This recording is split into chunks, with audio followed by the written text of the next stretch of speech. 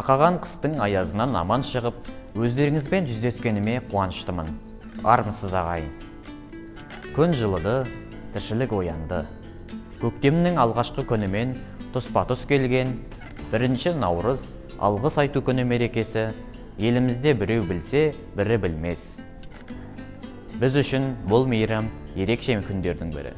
Себебі бүгін бірі-бірімізге деген ризашылық білдіретін жарқын жүзді көңілді күн.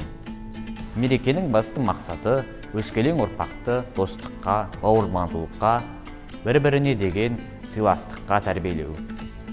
Сол орада біздің 1 наурыз алғыс айту күні ерекше болғандықтан дайындаған бейне сюжетімізді назарларыңызға ұсынамыз.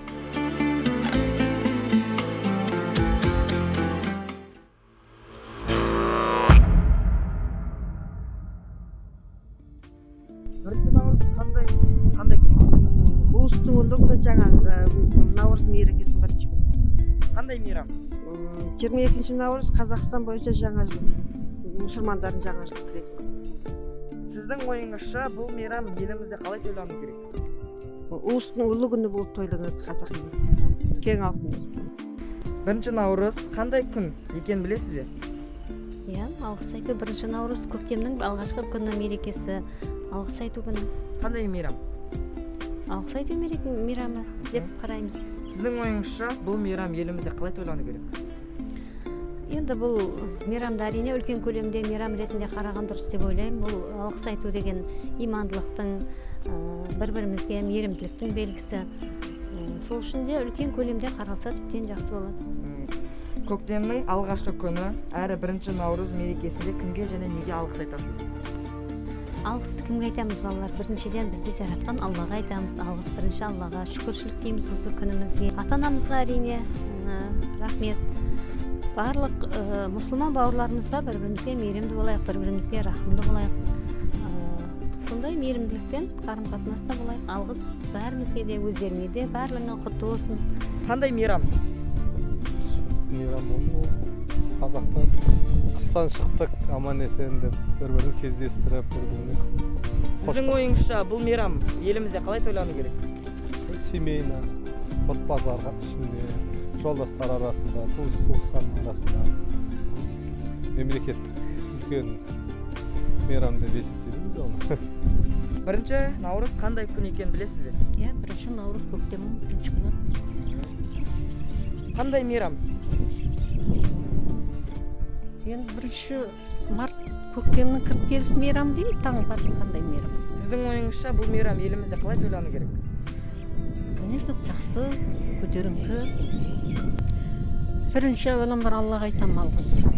Осы күнге жеткізгеніне, осыншалық рызық несібі бергеніне, кейін ата-аналарыма, кейін перзенттарыма маған не дейді? Осы жерге келуге не жаратып берген ол қыздарыма алғыс айтамын. Жақсы. 1 наурыз қандай күн? 1 наурыз алғыс айту күні. Қандай мейрам? Адамдардың бір-біріне ынтымақтастығы, бір-біріне адам ненің бірлігін білдіру, бір-біріне рахмет айту мейрамы ғой. Сіздің ойыңызша бұл мейрам елімізде қалай тойлану керек? Бұл мейрам бүкіл көпшілік болып тойлану керек. Әрі 1 наурыз мерекесі кімге және неге алғыс айтасыз? Өзім ең бірінші біздің ата-анамызға, одан кейін бізге көмек берген адамдарға, бізге негізі қазақ халқына басқа ұлттар алғыс айту керек. Өйткені қиын қыстау кездерде, олардың қиын кездерінде біз талай көмек беріп, оларды құтқарып қалдық. Сондықтан басқа ұлттардың өкілдері қазақ халқына алғыс айту керек деп ойлаймын.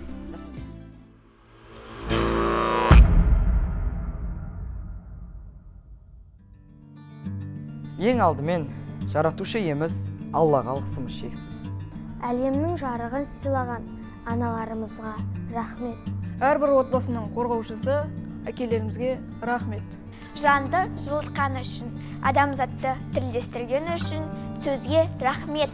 Шуағы мен жылулығы үшін күнге рахмет. Қараңғы түнде жарық сәулесін шашқан ай мен жұлдызға рахмет. Елімізді, жерімізді қорғаған батырларымызға рахмет. Отан қорғаған аталарымызға, өсиеті мен ақылын айтқан әжелерімізге рахмет.